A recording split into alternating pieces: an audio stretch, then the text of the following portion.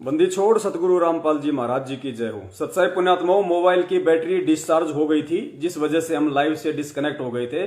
परमात्मा ने एक बार पुनः हमको लाइव से जोड़ दिया है। दास उस पार्ट को इसमें ऐड कर देगा।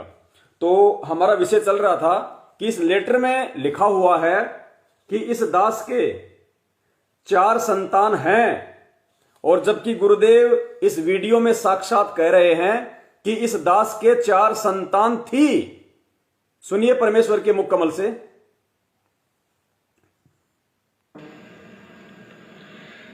इस दास के 4 संतान, 2 लड़के 2 लड़की थी। यदि ये दास उन्हीं में उलझ पुलझ रह जाता, अब मुझे पता हुआ मेरी कितनी की खातिरदारी करें वो। परमेश्वर कहते हैं कि मुझे अच्छे से पता था कि वो जो मेरा बेटा बेटी हैं वो मेरी कितनी अच्छी खातिरदारी करते, कैसा उनका विचार, कैसा उनका व्यवहार था, मैं अच्छे से परिचित था। तो परमात्मा ने पहले ही संकेत दे दिया अपने कलयुगी परिवार के विषय में, जिस कलयुगी परिवार को आज बढ़ा चढ़ा के सतलोक आश्रम मैनेजमेंट हरियाणा के मुखिया भगोड़े महेंद्र के द्वारा संगत में पेश किया जा रहा है, ताकि संगत भ्रमित रहे कि गुरुजी की बेटी तो सही है, झूठ नहीं बोलेगी। लेकिन परमात्मा अंतर्यामी गुरुदेव ने 2008 में ही अपने बेटा बेटी और परिवार के विषय में बता दिया कि आगे चल के वो मेरी कैसी खातिरदारी करते, उनका कैसा व्यवहार, कैसा उनका आचरण मुझे अच्छे से पता है। तो पुण्यात्माओं, आज आपको समझ लेना चाहिए कि ये काल भगवान जिन बेटा बेटी की आड़ लेके आप लोगों को भ्रमित करने की कोशिश कर रहा है, गुरुजी की मर्यादाओं से आपको दूर करने की कोशिश कर रहा है, आप लोगों ने कितनी सावधानी बरतने की जरूरत है। लेटर में लिखा है कि मेरे 4 बेटा बेटी हैं, और यहां गुरुदेव कह रहे हैं थे।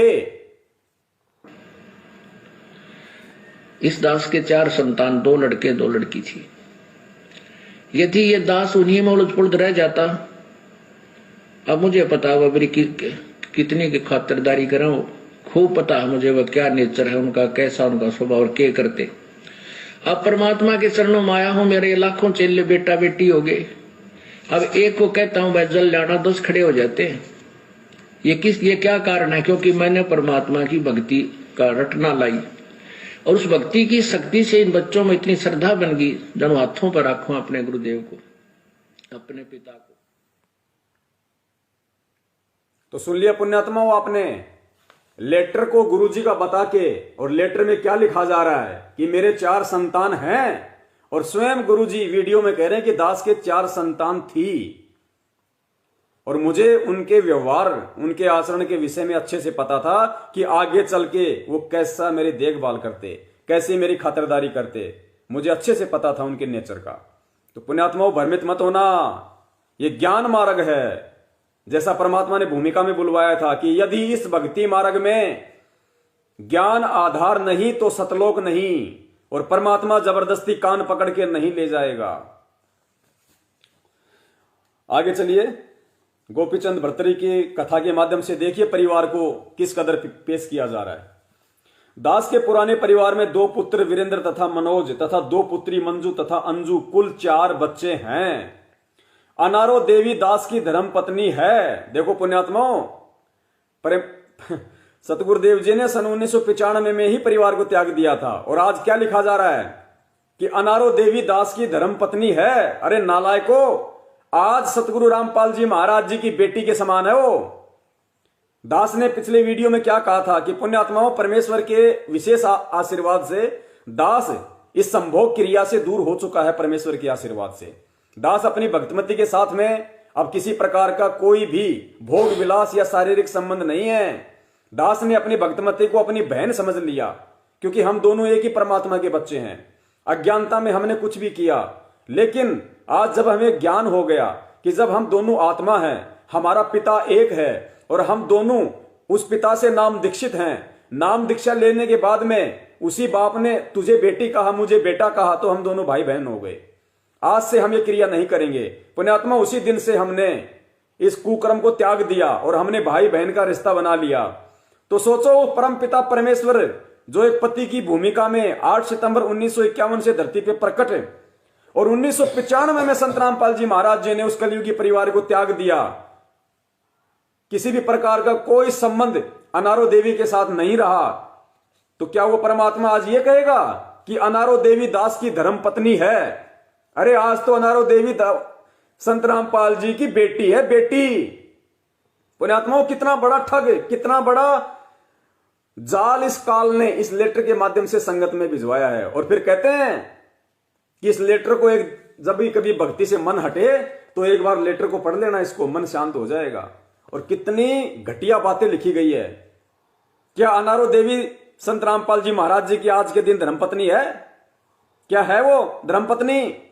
अरे जो अनारो देवी संत रामपाल जी से नाम दीक्षा ले चुकी है, जो संत रामपाल जी महाराज जी से नामदान लेके भक्ति कर रही है, जो उनकी बेटी बन चुकी है शब्द की, क्या वही संत रामपाल जी महाराज जी आज इस लेटर में ये लिखेंगे कि अनारो देवी मेरी धर्मपत्नी है? उसको अपनी बेटी बना के क्या आज उसे अपनी धर्मपत्नी बनाएंगे? पुण्यात्माओं, कितना बड़ा ठगी का धंधा हो रहा है यहाँ पे गुरुजी की आड़ में। गुरुजी कहते हैं साधु शब्दा परखिए, दुख पड़े घरनार, और सूरवीर जद जानियो जब रण बाजे तलवार। यानी साधु और भगत संत की पहचान उसके शब्दों से होती है। तो ये लेटर कहां से आया है, किसने निकाला है? आप बोले भगत भाई बहनों को गुरुजी की आड़ में कौन मूर्ख बना रहा है? 3 साल से पीले पर्चे गुरुजी का नाम बता बता के तुम लोगों को राजनीति, आरक्षणबाजी, दान धर्म के नाम पे किसने ठगा है? निर्णय कर लेना, एक रास्ता चुन लेना। पुण्यात्माओं, 2 नाव की सवारी जांग फाड़ देती है, जांग, ध्यान रखियो। अनारो देवी दास की धर्मपत्नी है। 1 एकड़ जमीन, 2 बच्चों, वीरेंद्र बेटा व अंजू बेटी का विवाह 1994 में किया। यानी यहां पे इस लेटर को संत रामपाल जी महाराज जी का नाम देके और महेंद्र के द्वारा, मैनेजमेंट के द्वारा गुरुजी के उस कलयुगी परिवार को ऊपर उठाया जा रहा है, उसके प्रति दयावान बनाया जा रहा है संगत को कि भाई गुरुजी ने तो 1995 में ही घर छोड़ दिया, उसके बाद में सारी जिम्मेदारी अनारो देवी पे आ गई। खाली 1 एकड़ जमीन थी, खाली 1 एकड़ जमीन, 4 बेटे, और 1994 में वीरेंद्र का और अंजू का विवाह कर दिया। पुण्यात्मा ध्यान रखना, 1994 में गुरुजी के बड़े बेटे और बड़ी बेटी का विवाह हो गया। तो 1994 में अगर गुरुजी के बड़े बेटे का विवाह हुआ था तो कमाने लायक तो था ना। सुनिए, 1 एकड़ जमीन, यानी गुरुजी के घर छोड़ने के बाद में अनारो देवी के हिस्से में 1 एकड़ जमीन आई और 1 एकड़ जमीन चल गई महेंद्र के हिस्से में। तो अनारो देवी के पास अब क्या रहा? 1 एकड़ जमीन, 2 बच्चों, वीरेंद्र बेटा और अंजू बेटी का विवाह 1994 में। 2 बच्चे, बेटी मंजू और बेटा मनोज छोटे थे। मंजू वो जो आप लोगों को आदेश बताती है और मनोज वो जो आज भगोड़ा बन के घूम रहा है। दोनों छोटे थे, पढ़ रहे थे। नौकरी ही एकमात्र रोजगार का साधन था। अनारो देवी एक भैंस रखती थी, उससे घर का घी दूध ही चलता था। कुछ दूध बेचती थी जो भैंस के चारे की पूर्ति ही करता था। 2 कमरे किराए पर चढ़ते थे, यानी 2 कमरे भी थे, वो किराए पे चढ़ते थे। कभी किराएदार आते, कभी खाली रहते। मई 1995 में दास 2 राहे पर खड़ा हो गया। एक तरफ गुरुजी का वचन, दूसरी ओर 4 बच्चे और पत्नी की मौत। यानी गुरुजी को भी आप और हमारी तरह सामान्य व्यक्ति सिद्ध कर दिया कि गुरुजी भी 2 राहे पे खड़े हो गए कि अब क्या करूं, गुरुजी के वचन की पालना करूं या दूसरी तरफ अगर मैंने गुरु वचन की पालना की, घर छोड़ दिया, तो मेरे 4 बच्चे और मेरी धर्मपत्नी मर जाएगी, भूखी मौत हो जाएगी। गुरुजी को यहां पे सामान्य व्यक्ति की तरह पेश कर दिया, सामान्य व्यक्ति की तरह सोचने वाला। कई दिन ज्ञान मंथन करके गुरु वचन चुना। पुण्यात्मा शब्द ध्यान रखना, कई दिन ज्ञान मंथन करके। अरे परमात्मा तो हमें कहते हैं कि ज्ञान का और घाम का चमकासा होता है। जिसको परमात्मा प्राप्ति की आस होती है, गुरुजी कहते हैं ज्ञान का और घाम का चमकासा होता है। एक चोट सिधारिया जिन्हें गुरु मिलन दी आस। ये शब्द कहने वाला सत्संगों में क्या 1995 में कि मुझे भगवान चाहिए या परिवार चाहिए, इस बात को सोचने के लिए कई दिन का समय लगाएगा। आपके गुरु को मानुष साबित किया जा रहा है इस काल प्रेरित मैनेजमेंट के द्वारा। कई दिन ज्ञान मंथन करके गुरु वचन को चुना। और गुरुजी हमें क्या सिखाते हैं कि पुण्यात्माओं, आत्म कल्याण के मार्ग में तो मां बाप की भी नहीं माननी, तुरंत फैसला कर लो अगर ज्ञान समझ में आ गया तो। दास को गुरुदेव जी की कृपा से ज्ञान ठीक से समझ में आ गया था। भाई जब ज्ञान ठीक से समझ में आ गया तो फिर 2 राय पे खड़े होने की दिक्कत क्या थी? मंथन करने के लिए कई दिन लगाने की आवश्यकता क्या थी? ये शब्दों को देखिए पुण्यात्माओं। एक तरफ गुरु जी का वचन, दूसरी ओर 4 बच्चे और पत्नी की मौत। कई दिन ज्ञान मंथन करके गुरु वचन सुना। यहां तो क्या लिखा है, कई दिन ज्ञान मंथन करके गुरु जी का वचन सुना। और फिर आगे क्या लिख रखे है, दास को गुरुदेव जी की कृपा से ज्ञान ठीक से समझ में आ गया था। जब ज्ञान ठीक से समझ में आ गया तो मंथन करने में इतने दिन क्यों लग गए। पुण्यात्मा, लेटर कौन लिख रहा है, आपका गुरु लिख रहा है या आपके गुरु की आड़ में ये कॉल एजेंट लिख रहे हैं। तुरंत दोगलापन आ रहा है, तुरंत।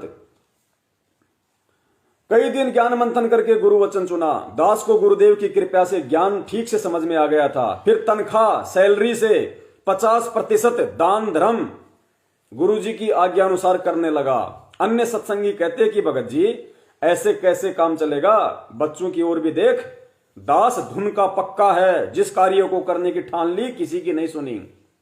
सोचा करता, अब सुनिए यहां पे फिर सत्सेवकों के लिए लिखा गया है। गुरु जी क्या सोचा करते, सोचा करता ये भगत जन ज्ञान की बातें तो 1 नंबर की करते हैं, परंतु अमल एक आने का भी नहीं करते।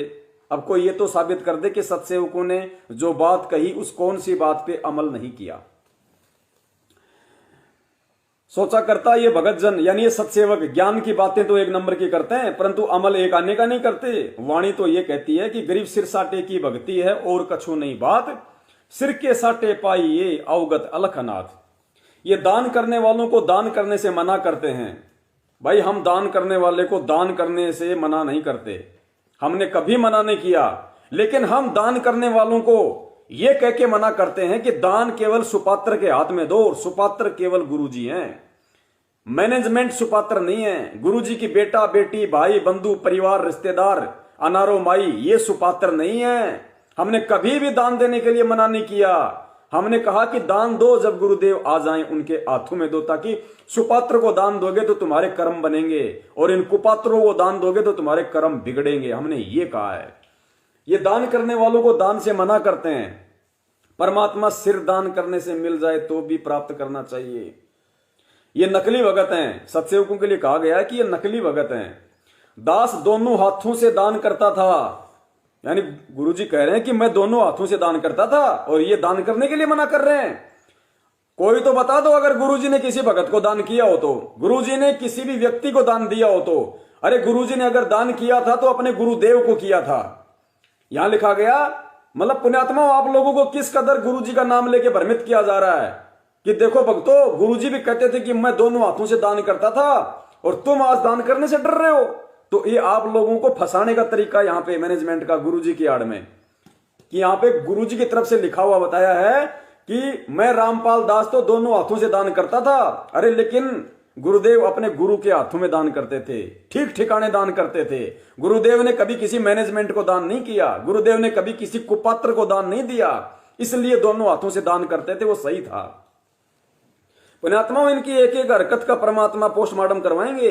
ये बोलने के लायक नहीं रहेंगे कहीं भी। इनका जो पाड़ा है, परमात्मा कहते हैं कि तू डाल डाल में पात पात है। ये काल एजेंट अगर डाल डाल चलेंगे तो परमात्मा परिरणा करके अपने सत्सेवक बच्चों को पात पात चलाएंगे। इनकी पुंगी बजवा देंगे परमात्मा ज्ञान आधार से पुंगी। और ये संगत तो क्या, आने वाली पीढ़ियां कभी किसी काल के जाल में नहीं फंसेंगी। ये दान करने वालों को दान करने से मना करते हैं। परमात्मा सिर दान करने से मिल जाए तो भी प्राप्त कर लेना चाहिए। ये नकली भगत हैं। दास तो दोनों हाथों से दान करता था, जिस कारण से धन संग्रह नहीं हुआ। शब्द पे ध्यान दो पुण्यात्माओं, शब्द पे।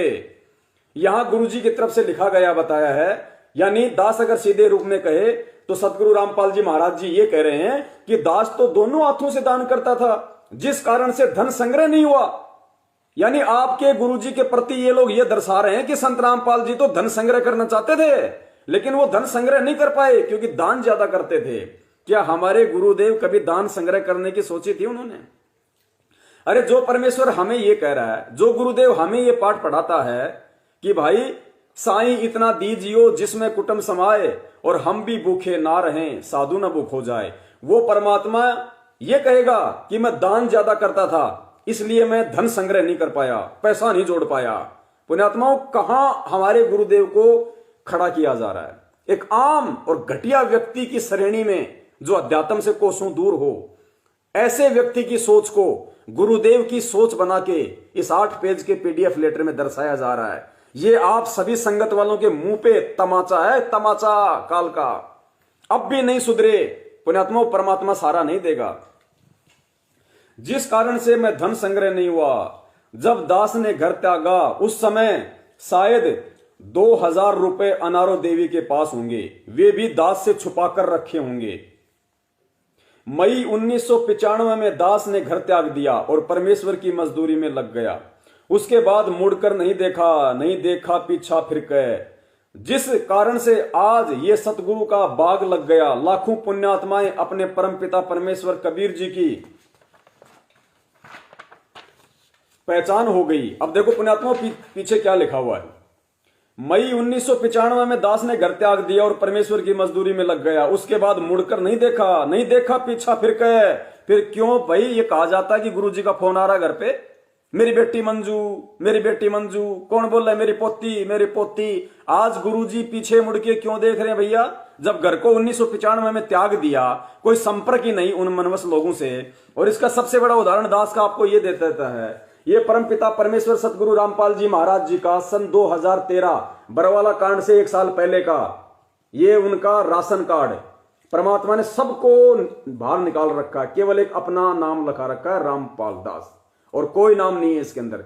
ये राशन कार्ड ये साबित करता है कि परमात्मा ने उस परिवार को त्याग दिया और किसी भी मेंबर से परमात्मा का कोई संपर्क, कोई संबंध नहीं। फिर आज वो परमात्मा कैसे फोन पे फोन करेगा भैया, और कैसे कहेगा कि हाँ बेटी मंजू, ऐसे पेश किया जा रहा है जैसे बहुत गहरा रिश्ता हो, मोह माया में फंसे हो, बस वही परिवार है और कोई परिवार नहीं। पुण्यात्मा, हमने ज्ञान को आधार बना के चलने पड़ेगा, चाहे ऑडियो गुरुजी की हो चाहे ऑडियो गुरुजी की ना हो। हमें इन बातों को नहीं देखना कि ऑडियो गुरुजी की है, हमने चाहे ऑडियो हो चाहे लेटर हो, हमने उसी बात को पकड़ना है, अपने जीवन में उतारना है जो गुरुजी के ज्ञान आधार अनुसार हो। बाकी हमारे लिए मिट्टी है, कुछ नहीं है।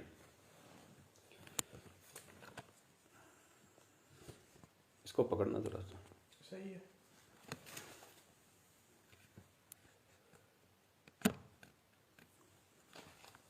पुण्यात्मा, वहां पर हमारे तो ऐसे ही औजार हैं। मैनेजमेंट तो 50-50 हजार के 1-1 लाख के कैमरे रखता है, 10-15 आदमी बैठ के सारा वीडियो तैयार करते हैं। अब आप और हम तो ऐसे ही अपना टाइम सा पास कर रहे हैं। तो आगे देखिए, इसमें नहीं देखा पीछा मुड़ के, जिस कारण से आज ये सतगुरु का बाग लग गया। लाखों पुण्यात्माओं को अपने परमपिता परमेश्वर कबीर जी की पहचान हो गई।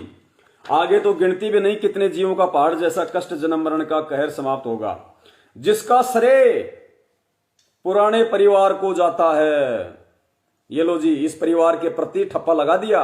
गुरुजी कह रहे हैं कि ये जो सब कुछ जो हुआ है, इतनी बड़ी संगत जुड़ गई, इतने लोग जन्म मरण से बाहर निकल रहे हैं, इसका श्रेय पुराने परिवार को भी जाता है। बेटा बेटी पत्नी सबको श्रेय जाता है। और पुण्यात्माओं, भक्ति मार्ग में श्रेय लेके गधा नहीं बनना इंसान को।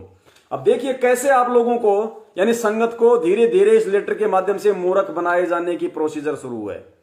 लेकिन परमात्मा ने पूरा खुलासा करवा देंगे आज इसका पूरा पोस्टमार्टम, जिसका श्रेय पुराने परिवार को भी जाता है, यानी बेटा बेटी अनारो माई सबको इसका श्रेय जाता है। अच्छा, गोपीचंद भर्तरी के परिवार के सामने रोजगार की समस्या कतई नहीं थी। उस कहानी के माध्यम से यह बताया गया कि गोपीचंद और भर्तरी ने जब राज छोड़ा तो उनके पीछे रोजी रोटी की समस्या नहीं थी। वो राजा के खानदान से थे, परिवार वाले आराम से खा सकते थे, राजा थे। फिर भी बच्चों तथा पत्नियों ने रो रो कर कहर मचा दिया। गोरखनाथ के डेरे में भी वापस लाने पहुंच गए थे। पुराने परिवार की दशा ये थी, यानी अब गुरुजी कह रहे हैं कि मेरे परिवार की, जब मैंने परिवार को छोड़ा 1995 में, तो मेरे परिवार की क्या दशा थी। पुराने परिवार की दशा ये थी, दास के घर त्यागने के 1-2 महीने बाद उस परिवार को भीख मांगकर खाना था। ये मुझे पता था, परिवार को नहीं पता था। फिर भी इन पुण्यात्माओं ने आ तक नहीं की, अन्यथा हाहाकार मच जाती। परिजनों को बुलाते, रिश्तेदार इकट्ठे कर लेते, हम किसके सहारे रहेंगे, क्या खाएंगे। दास को विचलित कर सकते थे। गुरुजी कह रहे हैं कि मुझे विचलित कर सकते थे। पुण्यात्मा, शब्दों पे ध्यान देना। गुरुजी कह रहे हैं कि भैया मैंने जो भक्ति मार्ग, ये जो परिवार को छोड़ा भक्ति के लिए, आप लोगों को ज्ञान देने के लिए, नाम देने के लिए, इस मार्ग को बढ़ाने के लिए, इसका श्रेय पुराने परिवार को भी जाता है। क्यों जाता है? अगर यही परिवार मेरे इस उस परिवार को त्यागने के बाद अगर वो लोग रिश्तेदारों के जाते, सबको इकट्ठा करते कि हमें छोड़ के चला गया, हम क्या खाएंगे, हम तो भूखे मर जाएंगे, वो हाहाकार मचा देते, तो हो सकता है मैं रामपाल दास विचलित हो सकता था। और थोड़ी देर पहले क्या लिखा है कि दास धुन का पक्का था, जो ठान ली वो ठान ली, ज्ञान समझ में आ गया था।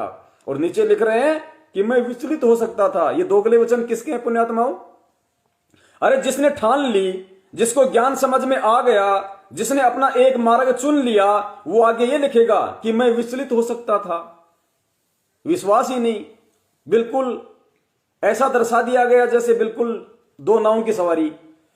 पुण्यात्मा कौन लिख रहा है ये बातें? ये दोगली बातें कौन कर रहा है? अरे साध वचन पलटे नहीं, चाहे पलट जाए ब्रह्मांड। तो ऊपर तो इतनी ज्यादा दृढ़ता दिखाई गई है कि दास तो धुन का पक्का था, नौकरी छोड़ी तो छोड़ दी, साथियों ने कहा कि क्या कर रहा है, नहीं सुनी किसी की, मुझे ज्ञान समझ में आ गया था। और या कह रहे हैं कि मुझे विचलित किया जा सकता था, मैं विचलित भी हो सकता था। सुनते जाइए आप। हुआ भाई, रिश्तेदार इकट्ठा कर लेते, हम किसके सहारे रहेंगे, क्या खाएंगे, दास को विचलित कर सकते थे, जिस कारण से मेरा जीवन नष्ट होना था। अब पुण्यात्माओं, अब इस परिवार के प्रति जो इतनी संवेदना जानबूझ के दिखाई जा रही है कि परिवार भूखा मर जाता, हम क्या खाएंगे। अरे क्या खाएंगे? अब आपको बताते हैं क्या खाएंगे। कितने मेंबर हैं परिवार में? जब गुरुजी ने परिवार छोड़ा तो पीछे कितने मेंबर थे? पीछे मेंबर थे 5। भाई माता पिता तो महेंद्र जी के पास भी रह सकते थे, छोड़ो उस चीज को, माता पिता को आप वहां से निकाल दो। अनारो माई, 2 बेटे 2 बेटियां, टोटल मेंबर कितने? 5। जिसमें से बड़ा बेटा जिसकी 1994 में शादी हो गई थी, वो अपने पैरों पे खड़ा था, वो अपनी नौकरी कर सकता था, उसने नौकरी भी की होगी। तो पुण्यात्माओं, सबसे पहले 1 एकड़ जमीन, हरियाणा के गांव धनाना, जिला सोनीपत में, बिल्कुल पानी की तराई वाला क्षेत्र है, उपजाऊ जमीन है, भयंकर भयंकर पानी है, नहरें हैं। 1 एकड़ जमीन में कितनी बीघा जमीन होती है? और मेंबर कितने? 5। एक एकड़ जमीन में अगर 5 मेंबर का, और वो भी हरियाणा के सोनीपत में, बिल्कुल पानी वाले इलाके में, उपजाऊ जमीन में भी अगर पेट नहीं भरे तो उसका किस ब्रह्मांड में कहीं पेट नहीं भरेगा। 1 एकड़ जमीन खूब 5 आदमियों का पेट भर सकती है। ऊपर से क्या लिखा गया उसमें? 2 मकान किराए, 2 मकान थे, वो किराए पे रहते थे। 1995 में पुण्यात्मा, अगर 500 रुपए भी एक मकान का किराया आता होगा तो 2 मकान के 1000 रुपए। 1000 रुपए का मतलब है 5 मेंबर का 1 महीने का राशन। तो 1 एकड़ जमीन,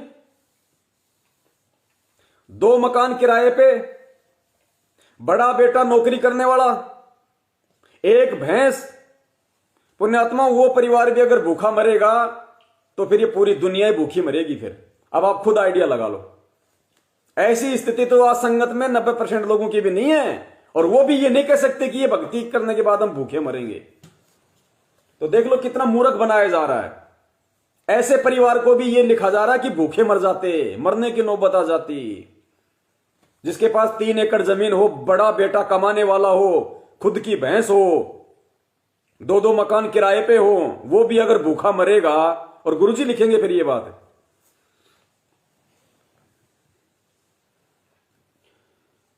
पुण्यात्माओं, उन्होंने आ तक नहीं भरी, अन्यथा हाहाकार मच जाता। परिजनों को बुलाते, रिश्तेदार इकट्ठा कर लेते, हम किसके सहारे रहेंगे, क्या खाएंगे।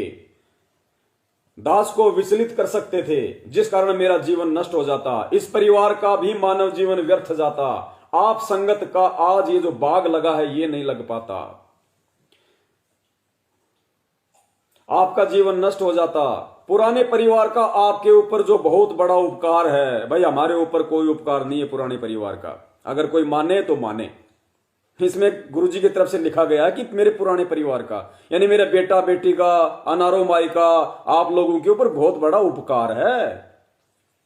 अरे हमारे ऊपर तो केवल हमारे सतगुरु देव जी का उपकार है, बाकी हम किसी को नहीं मानते। वो बेटा बेटी, भाई बंधु जवाई सब काल प्रेरित हैं, फोकट के हैं, उनका काहे का उपकार हमारे ऊपर। अरे उनको हमारा उपकार मानना चाहिए जो संगत के पैसे से मौज मस्ती कर रहे हैं। आज उन्होंने बिल्डिंगें ठोक दी संगत के दान पे, हराम की कमाई से, संगत के दान से हराम के टूक तोड़ रहे हैं। लग्जरी गाड़ियों में घूम रहे हैं। उपकार तो उनको हमारा मानना चाहिए, हम क्या उनका उपकार मानेंगे भाई?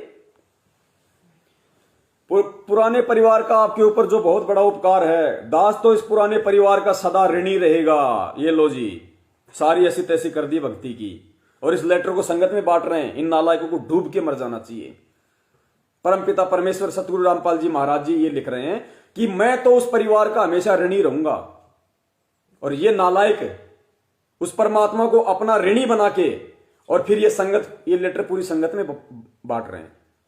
इनको शर्म नहीं आई इस शब्द के साथ में इस लेटर को पूरी संगत में बांट रहे हैं।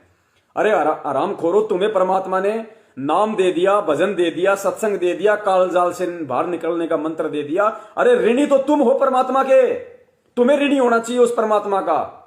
और तुम उल्टा इस लेटर में ये लिख के कि मुझे उस पुराने, मैं तो सदा उस पुराने परिवार का ऋणी रहूंगा।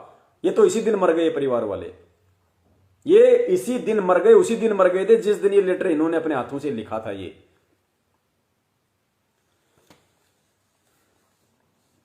दास तो इस पुराने परिवार का सदा ऋणी रहेगा। यदि ये हाहाकार मचा देते तो न आप सुखी होते न दास मुक्त होता। यह सब बताने का दास का केवल इतना ही मकसद है कि आप इस परिवार को स्नेह की दृष्टि से देखना आ गया ना वो काम। इस परिवार के प्रति संगत की झूठी सहानुभूति प्राप्त करने का मकसद ये लेटर है, ताकि गुरुजी की बेटी को गुरुजी की बेटी मान के संगत मूर्ख बनी रहे। वो जो बातें बोले वो बातें संगत मान ले और हमारा धंधा चलता रहे। ये सब बताने का दास का केवल इतना ही उद्देश्य है कि आप इस परिवार को स्नेह की दृष्टि से देखना, याद कर लेना इसके उपकार को। हमारे ऊपर कोई उपकार नहीं भैया। जब भी दिखाई दे तो ये कल्पना अवश्य करना कि ये उस परिवार के सदस्य हैं। दास के कहने का भाव ये नहीं कि आप इनकी पूजा करना या गले में माला डालना, नहीं, केवल इनके उपकार को मत भूलना। अरे भैया, हम केवल सतगुरु के उपकार को नहीं भूलेंगे, बाकी हमारे ऊपर किसी का कोई उपकार नहीं है। इसी पुण्य के भागी बन जाओगे। लो जी, भक्ति से पुण्य के भागी नहीं बनोगे, इस परिवार के ये मान लोगे कि इस परिवार को बहुत बड़ा उपकार है, इनका सम्मान करो। सम्मान तो हम भैया भक्ति में आने के बाद में कुत्ते का भी करते हैं, हम बिल्ली का भी सम्मान करते हैं, हम उसको भी नहीं धुतकारते। और कहते हैं अगर तुम इस परिवार का उपकार मानोगे तो तुम पुण्य के भागी बन जाओगे। बताओ, उपकार मानने से ही पुण्य के भागी बने जाए तो फिर भक्ति मंत्र आरती की क्या जरूरत है? पुण्यात्मा शब्दों को पकड़ना, ये दास इसलिए बता रहा है कि आप भ्रमित ना हो। ये बहुत बड़ी दया है आप संगत के ऊपर, जो परमेश्वर ने सत्सेवकों को पासबुक के रूप में खड़ा कर दिया तुम्हारे सामने। वरना ऐसा नंगा नाच नचाते ये लोग, हम कभी सतलोक तो क्या नरक लोक क्या बताए अब दास आपको। दास के कहने का भाव ये नहीं है कि आप इनकी पूजा किया करना या माला डालकर सम्मान करना, नहीं, केवल इनके उपकार को मत भूलना, इसी पुण्य के भागी बन जाओगे। गोपीचंद तथा भर्तरी ने घर त्यागा, न अपना कल्याण करवा पाए, न अन्य जनता का लाभ दे पाए। दास ने घर परमात्मा प्राप्ति के लिए नहीं त्यागा, आप पुण्यात्माओं के कल्याण के लिए त्यागा। लो जी, यहां गुरु जी की तरफ से लिख के बता दिया कि मैंने अपना घर परमात्मा प्राप्ति के लिए नहीं त्यागा। और परमात्मा खुद एक भगत की भूमिका में है, और भगत की भूमिका में गुरु जी ये बात कहेंगे कि मैंने परमात्मा प्राप्ति के लिए परिवार नहीं त्यागा, मैंने तो आप आत्माओं के आत्म कल्याण के लिए परिवार त्यागा। भाई, अगर परमात्मा प्राप्ति के लिए परिवार नहीं, अगर परमात्मा प्राप्ति के लिए परिवार नहीं त्यागा तो उस परिवार को छोड़ने की जरूरत क्या थी? लोगों का आत्म कल्याण तो उस परिवार में साथ में रह के भी हो जाता। आज मैं अगर परमात्मा प्राप्ति के लिए दौड़ूं तो क्या मैं इस परिवार को छोड़ दूं? मतलब ये दर्शा रहे हैं कि बाबा बन जाओ, जंगल में भग जाओ, छोड़ दो अपने परिवार को। और गुरुजी कहते हैं कि बेटा तुम्हें कर्म योगी बनना है, कर्म सन्यासी नहीं बनना। ये क्या शब्द लिख रहे हैं ये लोग यहां पे कि मैंने परिवार परमात्मा प्राप्ति के लिए नहीं त्यागा। और गुरुजी क्या कहते हैं कि भैया मेरा आत्म कल्याण सबसे पहले है, मेरे आत्म कल्याण में अगर कोई बाधक बन जाएगा मैं उसकी एक नहीं सुनूंगा। और यहां क्या कह रहा है, क्या लिखा जा रहा है गुरुजी की तरफ से कि मैंने परिवार को परमात्मा प्राप्ति के लिए नहीं त्यागा। और गुरु के वचन चार बखाना कि जो भक्ति वो अपने भक्तों से करवाएगा उसी भक्ति को स्वयं भी मन कर्म वचन से करेगा। पुण्यात्माओं, बहुत ज्ञान विरुद्ध बातें इस लेटर में, और पूरी तरह से संगत का सत्यानाश करने के लिए ये लेटर लिखा गया है। और फिर कह रहे हैं कि इस लेटर को जब कभी भी तुम्हारा भक्ति से मन विचलित हो, इस लेटर को पढ़ लेना एक बार, भक्ति में मन लगेगा। अब तुम स्वयं निर्णय करना आपको लोगों का कितना मन लगेगा। एक परिवार 2 बेटे 2 बेटी छोड़ी थी, लाखों परिवार लाखों बेटे बेटी मिल गए। वह परिवार भी परमेश्वर कबीर जी ने जिंदा रखा, वह भी फिर मिल गया, यानी वह भी भगत बन गया तो अपना असली परिवार बन गया, सतलोक में बना रहेगा, नहीं तो यही 12 बाट हो जाना था।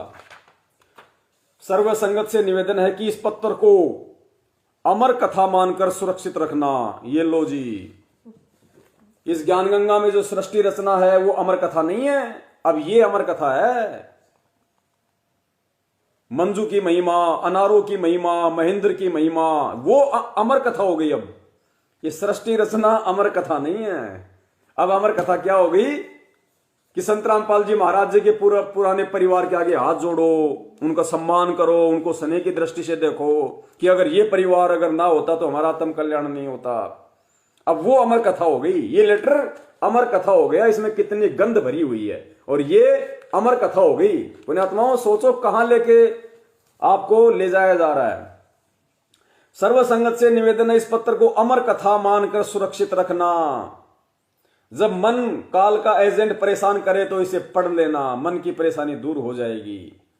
यहां पर यह भी बताना अनिवार्य है कि इस महान परोपकार में अपने अपने स्तर की सहायता प्रत्येक भगत भगतमती ने सिर धड़की बाजी लगाकर की है। प्रत्येक का नाम लिखा जाए तो मोटा ग्रंथ बन जाएगा। आज भी सर्वसंगत पूर्ण समर्पित है। कुछ भगत जन विचलित होते हैं, उनके लिए संजीवनी का काम यह पत्र करेगा। जो आदमी मैनेजमेंट की चापलूसी छोड़ रहे हैं उनके लिए वापस चापलूसी करने का काम ये लेटर करेगा। कहने का मतलब ये, मैनेजमेंट कौन है? आप में से भगत हैं, दास की आज्ञा का पालन करते हैं। अब कितनी गुरुजी की आज्ञा का पालन करते हैं आपको 6 साल से हम सत्सेवक दिखा रहे हैं। दास की आज्ञा का पालन करते हैं। दास रात कहता है तो रात कहते हैं, दास दिन कहता है तो दिन कहते हैं, अपनी ओर से कुछ नहीं कहते। इसका मतलब ये राजनीतियां, ये घटिया काम, ये आरक्षणबाजी, ये सब गुरुजी की तरफ से आदेश है। इस लेटर में यह दर्शाया गया है कि मैनेजमेंट अपनी तरफ से कुछ नहीं करता। मैं दिन कहता हूं तो दिन कहते हैं, मैं रात कहता हूं तो रात कहते हैं, अपनी तरफ से एक शब्द नहीं कहते। तो ये घटिया राजनीति, घटिया कुक्रम, इनके नामदान केंद्रों पे माता बहनों के साथ में छेड़खान, इनके कोऑर्डिनेटर शादीशुदा होके दूसरों की बेटियों को लेके भग रहे हैं, ये सब कुछ गुरुजी के आदेश से हो रहा है। इनके कहने का मतलब ये है इस लेटर में, संगत को जो लूटा जा रहा है ज्योति पाठ दान धर्म के नाम पे, सब गुरुजी के आदेश से हो रहे हैं। अब पुण्यात्माओं, ऐसे लेटर को जब कोई भगत पढ़ेगा जो नया है, अभी ज्ञान से जुड़ा है, उसकी क्या दशा होगी? वो सीधा काल के पाड़े में जाएगा कि भैया मैं ये भक्ति करने के लिए थोड़ी आया हूं। फिर इस तरीके से ये राजनीति, ये आरक्षणबाजी, ये घटिया कर्म, उस परिवार के बस उसी परिवार के पैर पकड़ लो और पार हो जाओ, वो भक्ति छोड़ देगा। इसलिए परमात्मा ने सत्संगों को निमित्त बनाया है ताकि ये सच्चाई संगत में जाए कि गुरुजी कौन है, गुरुजी का मिशन क्या है, गुरुजी हमें किस आधार से भक्ति पे चलना सिखाते हैं, गुरुजी वर्तमान में हमारे से क्या उम्मीद लेके बैठे हैं और हमें काल प्रेरणा से उनका परिवार, उनके भाई बंधु किस रास्ते पे लेके जा रहे हैं। बस यही नीर खीर का निबेरा है। हंस वही होता है जो परख कर लेगा सत्य असत्य की, वही परमेश्वर का भगत है। तत्वदर्शी संत का सच्चा सेवक वही होता है जो नीर खीर का निबेरा कर लेगा।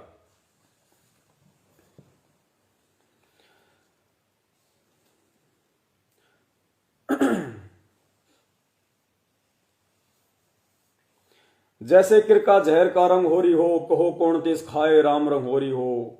एक नया पैसा दुरुपयोग करना ये जहर के समान मानते हैं। कौन? मैनेजमेंट वाले। कि गुरुजी कह रहे हैं कि एक नया पैसे का दुरुपयोग करना ये जहर के समान मानते हैं, जहर खाना समझते हैं। यानी परमात्मा के पैसे में गड़बड़ करना जहर खाने के समान है।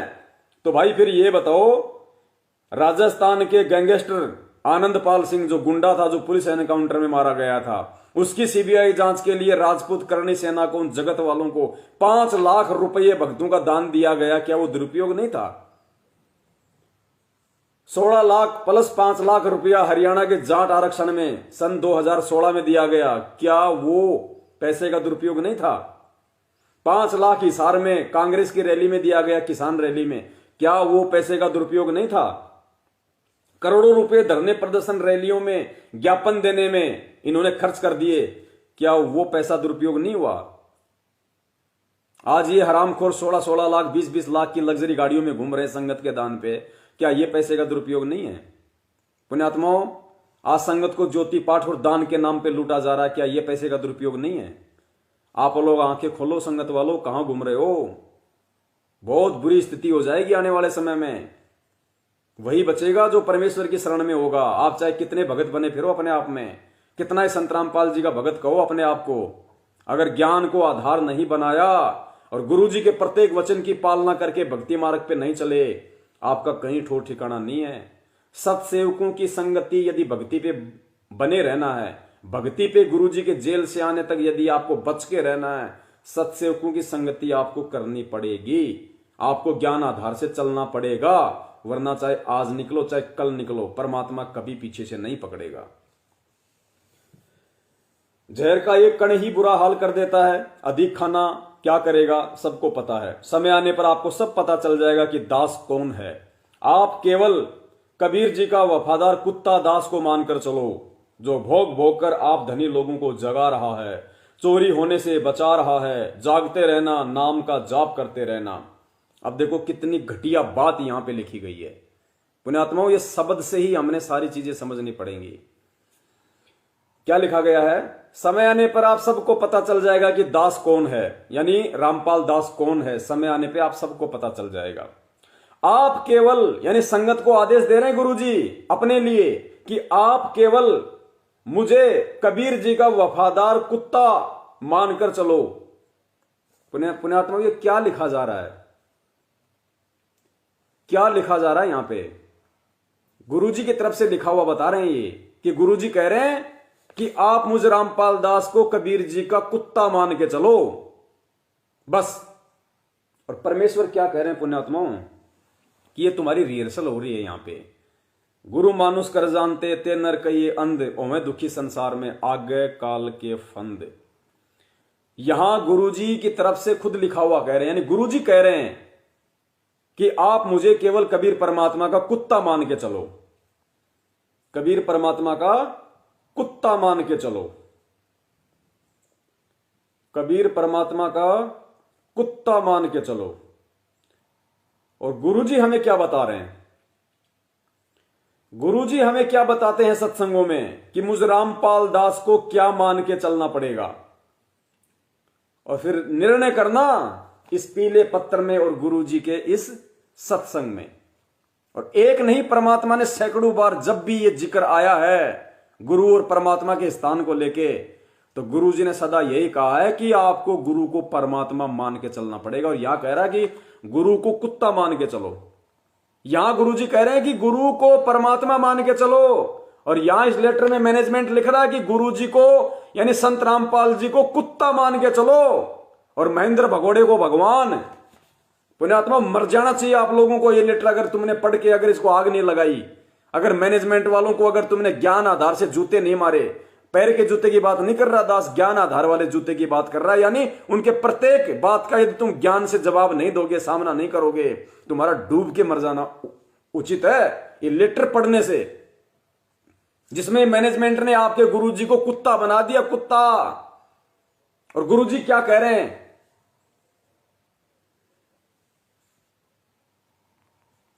तो गुरुजी के सामने आते ही आपको ऐसा महसूस हो जैसे मैं भगवान के सामने जा रहा हूं। अति विनम्रता हो, आधीनी हो, आंखों में एक विशेष प्यार हो, आत्मा गदगद हो। और जब भी गुरुदेव आपके समक्ष आए, आप ये ना समझे कि ये दास रामपाल आ गया है, ये समझे कि भगवान आ गए। सुना इस शब्द को कि जब भी मैं रामपाल दास आपके सामने आऊं तो ये ना समझना कि ये रामपाल दास आ गया, ये समझना कि भगवान आ गया। किसकी सेटिंग कर रहे थोड़ी यार, एक मिनट पुण्यात्माओं, थोड़ा सा सिस्टम हिल गया हमारा। ऐसे टेबल, ऐसे चेयर पे लगा रखा है हल्का सा। तेरा छोड़ना ठीक। लेटर में लिखा जा रहा है गुरुजी की तरफ से, गुरुजी कह रहे हैं कि मुझे परमात्मा का कुत्ता मानो। और यहां गुरुजी क्या कह रहे हैं, और इसी में नहीं, हर सत्संग में जब भी गुरु और परमात्मा के स्थान की बात आई है तो गुरु को परमात्मा से बड़ा मानने की बात कही गई है कि ये दास भगवान नहीं लेकिन आपको भगवान मानना पड़ेगा। ये नहीं कहा कि ये दास भगवान नहीं लेकिन आपको कुत्ता मानना पड़ेगा। आंखों में एक विशेष प्यार हो, आत्मा गदगद हो, और जब भी गुरुदेव आपके समक्ष आए आप ये ना समझे कि ये दास रामपाल आ गया है, ये समझे कि भगवान आ गए।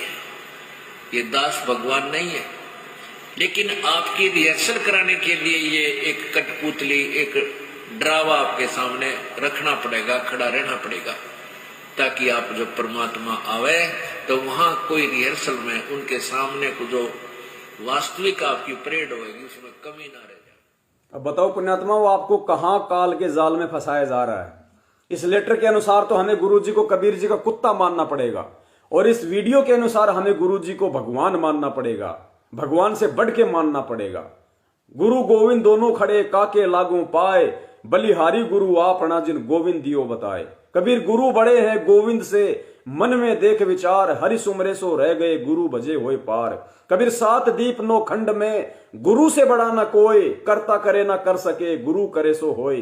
गुरुर ब्रह्मा गुरुर विष्णु गुरुर देवो महेश्वर, गुरुर साक्षात पर ब्रह्म तस्मै श्री गुरुवे नमः।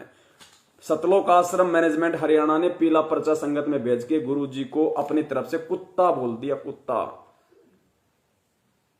अब इस मैनेजमेंट के पीछे चलने वाला, इसके आदेशों पे चलने वाला दुनिया का सबसे बड़ा कुत्ता, सबसे बड़ा कुत्ता, वो भगत नहीं हो सकता, वो कुत्ता है सबसे बड़ा।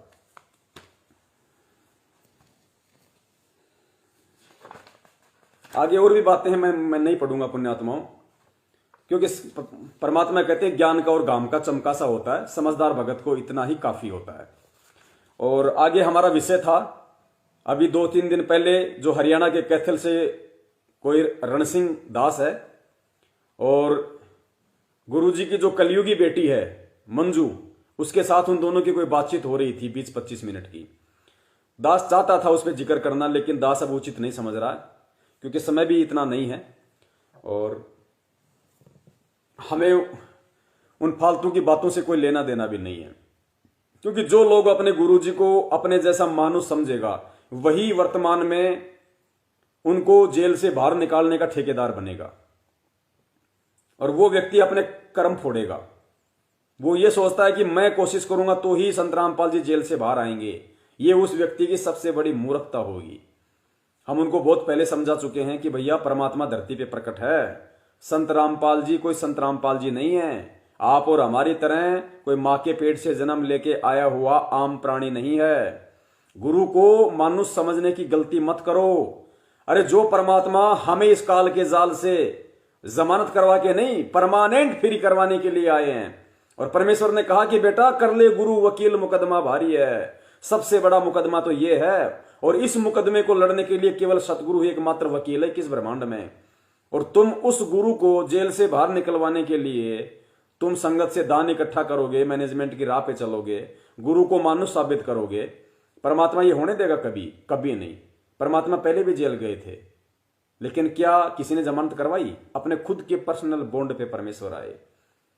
पुण्यात्माओं, परमेश्वर ने रामायण का जिक्र किया। ये दास उन भाइयों को बता रहा है जो भाई गुरुजी की जमानत के ठेकेदार बन रहे हैं, जो ये सोच रहे हैं कि हम कोशिश करेंगे तो ही गुरुजी जेल से बाहर आएंगे वरना नहीं आएंगे। उनको दास एक छोटा सा उदाहरण दे देता है। समझदार को संकेत ही काफी होता है। गुरुजी ने हमें रामायण का जिक्र आया तब एक बात बताई कि भाई जब श्री रामचंद्र जी को नागफास में बांध दिया गया था रावण के द्वारा, सेना के द्वारा, श्री रामचंद्र जी को और उनकी पूरी सेना को नागफास में बांध दिया गया था। उस समय क्या हुआ? उस समय श्री विष्णु जी का जो वाहन था गरुड़, उसको बुलाया गया, उसका स्मरण किया गया, उसका ध्यान किया गया। गरुड़ जी आए। गरुड़ जी ने जो पक्षी राज था उसने अपने चोंच से सभी नाग जो सर्प थे जिन्होंने बांध रखा था लपेटे मार मार के रामचंद्र जी को और पूरी सेना को, गरुड़ जी ने वो बंधन काटे उन सबके, रामचंद्र जी के भी और पूरी सेना के। और उसके बाद में कहावत बन गई। आदरणीय गरीबदास जी महाराज जी ने वाणी लिखी है, रामचंद्र जी को फेल कर दिया, विष्णु जी की समर्थता को फेल कर दिया। क्या वाणी लिखी कि बंधन काटे विपत्ति में, कठिन कियो संग्राम, चीनो रे नर प्राणियों, वो गरुड़ बड़ो अकराम। कि अरे प्राणियों, ये पृथ्वीलोक के प्राणियों, तुम श्री रामचंद्र जी को परमात्मा मानते हो ना, तो अब इस चीज का जवाब दो कि चीनो रे नर प्राणियों, गरुड़ बड़ो अकराम। तेरे रामचंद्र जी के बंधन तो उस पक्षी ने काटे थे, गरुड़ ने, तो बड़ा कौन हुआ? गरुड़ बड़ा हुआ या तेरा रामचंद्र बड़ा हुआ? तो पुण्यात्माओं, ये जो गुरु जी की जमानत के जो ठेकेदार बने फिर रहे हैं ना, वो अंतर्यामी परमात्मा ऐसा होने नहीं देगा कि तुम जमानत कराओगे जब वो बाहर आएंगे।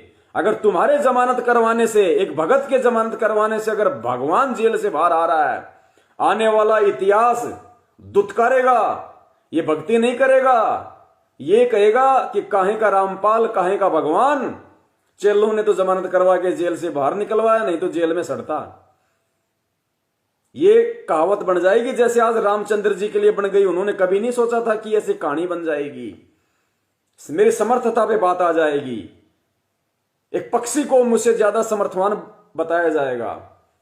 वो परमेश्वर धरती पे प्रकट है, स्वयं कबीर परमात्मा है संत रामपाल जी के रूप में। अपने जैसा घटिया इंसान मत मानो उनको, वो कदापि ये नहीं होने देगा।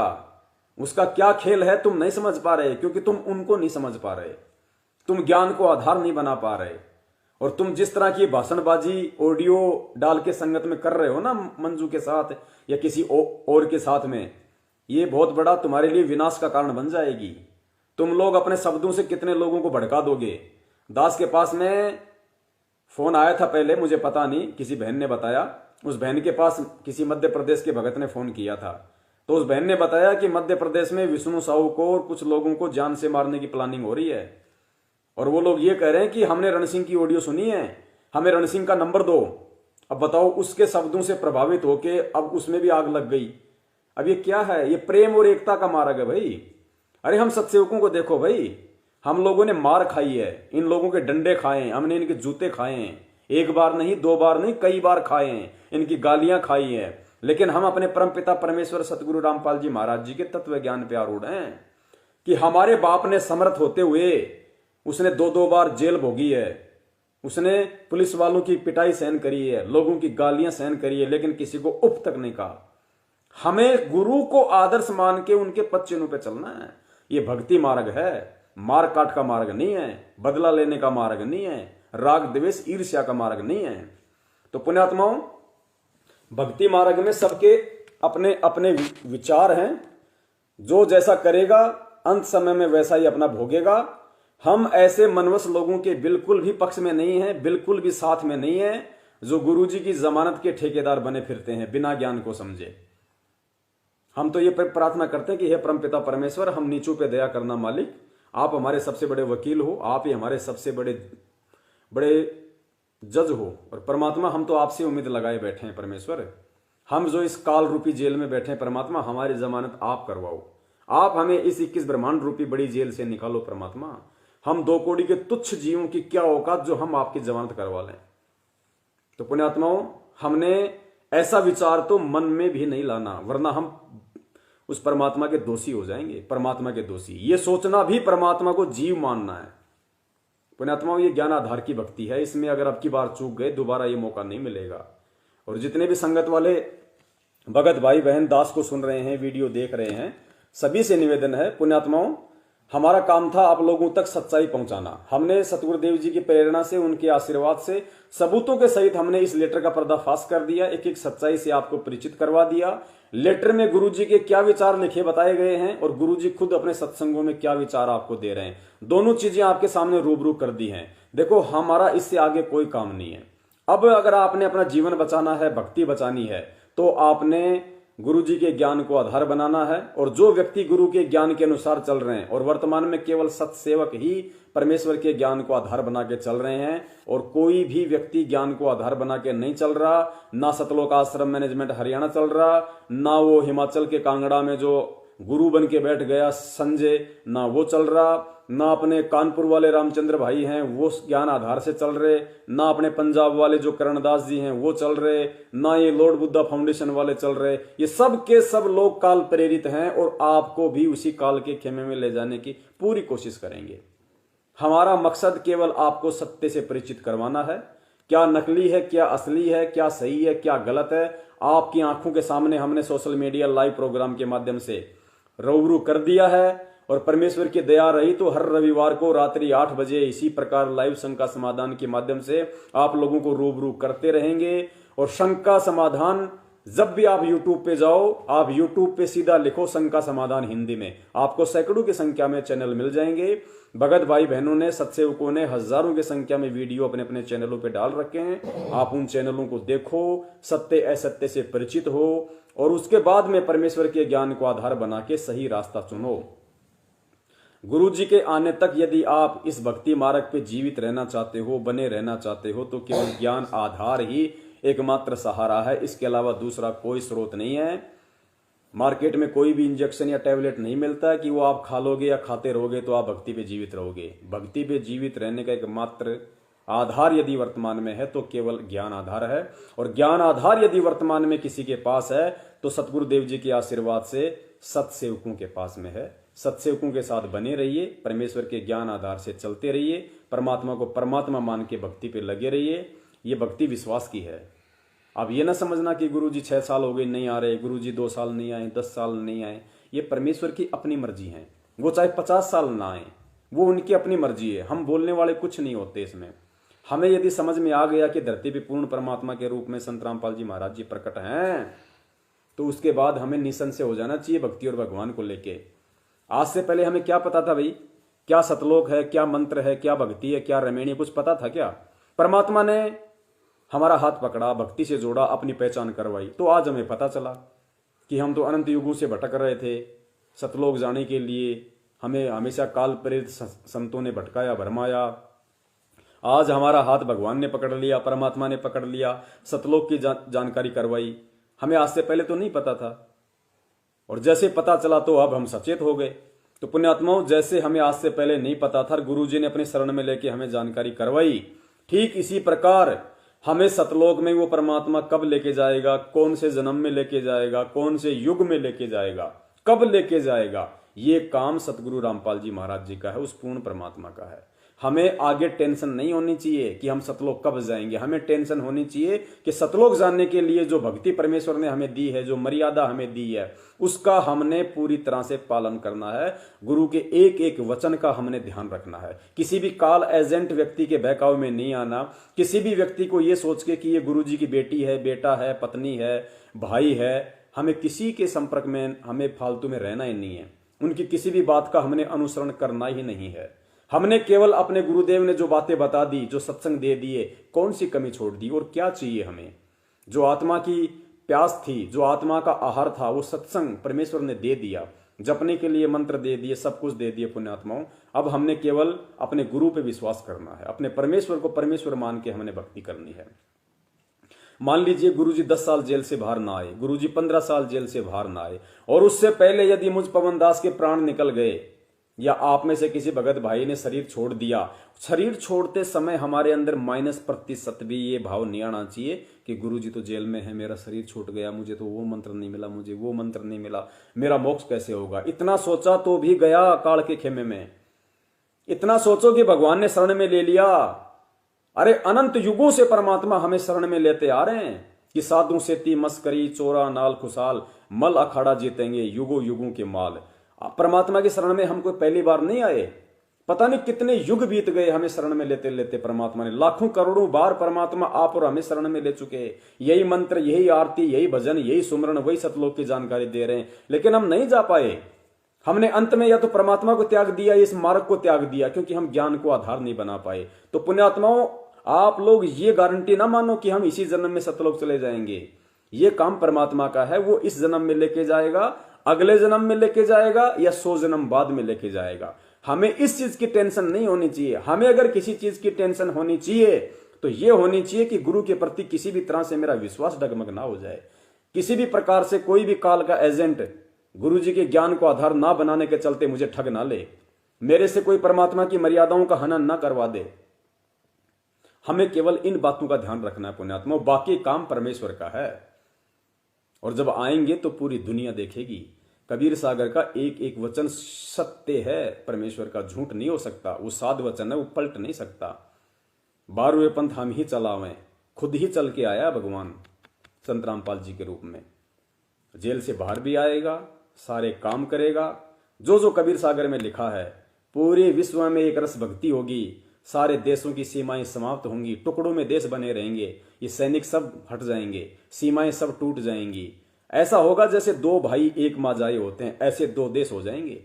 कोई वैर भाव नहीं, कोई मारकाट नहीं, किसी प्रकार का कोई राग द्वेष ईर्ष्या नहीं। पुण्यात्माओं, जैसे धना भगत जी के खेत में ज्वार हुई और धना भगत जी ने अपने घर की रख ली और बाकी लोगों को बांट दी, ऐसा समय आएगा परमेश्वर के वचन अनुसार कलयुग में, सतयुग।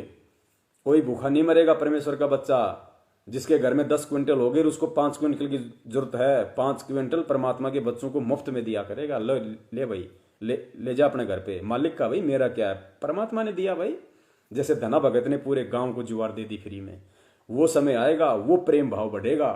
उसके लिए परमात्मा ये ज्ञान आधारी बच्चे तैयार कर रहे हैं, क्योंकि बिना इस ज्ञान आधार के वो समय नहीं आएगा। बिना ज्ञान आधार के, बिना एक दूसरे को अपना समझे, चाहते तो मान लीजिए हम भी मैनेजमेंट वालों के खिलाफ कुछ कर सकते थे, हम भी उनको मारने काटने की प्लानिंग कर सकते थे। जब दो वो हमारे मार रहे थे तो दो हम भी मार सकते थे, एक मार सकते थे, हम भी उनको गाली गलौच निकाल सकते हैं। लेकिन नहीं, परमेश्वर ने कहा कि बेटा, जैसे मैंने इस जीवन में चल के दिखाया, जैसे मैंने जो कर्म करके दिखाए, समर्थ होते हुए मैं लोगों की गालियां खा रहा हूं, समर्थ होते हुए मैं हिसार की 8/10 की कोठड़ी में पड़ा हुआ हूं, समर्थ होते हुए मैं 30 रुपए डेली की सैलरी लेकर बागवानी कर रहा हूं, पेड़ पौधों में पानी डाल रहा हूं, समर्थ होते हुए मैं हिसार की छोटी जेल में बैठ रहा हूं बेटा, लोगों की गालियां भी खा रहा हूं, पुलिस वालों की यातनाएं भी सहन कर रहा हूं, डंडे भी खा रहा हूं, लेकिन देख मैंने उफ तक नहीं किया। तो पुण्यात्माओं, सतगुरु ने भक्ति मार्ग पे कैसे चलना है खुद भगत बन के रिहर्सल करी है, करके दिखा रहा है वर्तमान में। अरे आप और हमारा क्या उजड़ गया? हमें तो परमात्मा ने दिया ही है, लिया क्या हमारा? हमें मंत्र दीक्षा देके हमारी को जीना सिखाया, हमारी बुराइयां ली परमात्मा ने, एक अच्छा नागरिक बनाया, कुछ सुख दिए परमेश्वर ने हमें। अरे बिगड़ा क्या हमारा? बिगड़ा तो उनका है। घर उजड़ गया, जो आश्रम होता है संत का घर होता है, घर उजड़ गया, आश्रम उजड़ गया। जेल में आज हैं पिछले 6 वर्षों से। सरकार ने 28 करोड़ रुपए का जुर्माना ठोक रखा है। क्या है ये? कौन उजड़ा है? हकीकत में कौन उजड़ा है? और हम कहते हैं कि हमारा क्या होगा? भाई गुरु जी को देख के चलो। इतना घाटा खा के, इतना नफा नुकसान सहन करके, 6 साल से जेल में रह के आज वो परमात्मा ये दर्शा रहा कि फिर भी इतना सब कुछ होने के बाद भी मेरा आश्रम उजड़ गया, मेरे बच्चे उजड़ गए। संत के बच्चे होते हैं, वो कलयुगी नहीं। मेरा घर उजड़ गया, आश्रम, मेरे बच्चे उजड़ गए, संगत। 6 साल से मैं घोर यातनाएं सहन कर रहा हूं, उसके बाद भी मैंने कभी भगवान से शिकायत नहीं की कि मेरे साथ ये क्यों हो गया। मुझे अपने भगवान पे पूरा विश्वास है। गुरु जी ये दिखा रहे हैं, उदाहरण पेश कर रहे हैं कि चाहे कितना भी संकट आ जाए, कैसी भी समस्या आ जाए, किसी भी प्रकार की आ जाए, तुम्हारे ऊपर झूठे मुकदमे कुछ भी लगाए जाएं, तुम्हें कैसे भी कोई परेशान करे, अपने परम पिता परमेश्वर पे ही विश्वास रखना कि कभी तो हमारे भी अच्छे दिन आएंगे। भगवान सब कुछ देख रहा है, भगवान बच्चा नहीं है। कल पे कारण कौन है, कर सेवा निकाम, और मन इच्छा फल देऊंगा जब पड़े धनी से काम। परमेश्वर की वाणी है। तो हमने गुरु को देख के चलना है, गुरु के जीवन को देख के चलना है, गुरु के एक एक कदम को देख के चलना है। तब हम भक्ति मार्ग पे सफल होंगे, तब हमें परमात्मा सतलोक लेके जाएगा। हम राजनेताओं को देख के चलेंगे, बीजेपी के कुत्ते बनेंगे, कभी कांग्रेस के कुत्ते बनेंगे, कभी जेजेपी के कुत्ते बनेंगे, कभी जाटों के कुत्ते बनेंगे, कभी आनंदपाल जैसे गुंडों के कुत्ते बनेंगे। पुण्यात्माओं, फिर हम कुत्ते ही बन के रह जाएंगे। यहाँ पे कुत्ते से ऊपर इंसान भी नहीं बनेंगे। और यहाँ तो परमात्मा कहते हैं मानुष से देवता किया करत न लाई बार। यहाँ तो परमात्मा मानुष से ऊपर देवता, देवता से ऊपर सतलोक की तैयारी करवा रहे हैं। और मैनेजमेंट हमें कुत्ता बनाने की तैयारी कर रहा है। तो पुण्यात्माओं, विचार करो, तुम्हारा असली भाई बहन कौन है? तुम्हारे असली भाई बहन सत्सेवक हैं, जो तुम्हें ज्ञान आधार से परमेश्वर के सत भक्ति मार्ग पर चलने की नसीहत दे रहे हैं गुरु जी के आशीर्वाद से, या ये सतलोक आश्रम मैनेजमेंट हरियाणा और गुरु जी के बेटा बेटी, उनका परिवार है, जो तुमसे घटिया राजनीति, गंदे कर्म करवा के ये पीले पर्चे निकाल के उल्टी सीधी बातें, झूठी बातें लिखे तुम्हारे को काल के मुंह में लेके जा रहे हैं। निर्णय आपने करना है, ये मौका दोबारा नहीं मिलेगा। बंदी छोड़। सतगुरु रामपाल जी महाराज की जय हो। सत साहिब।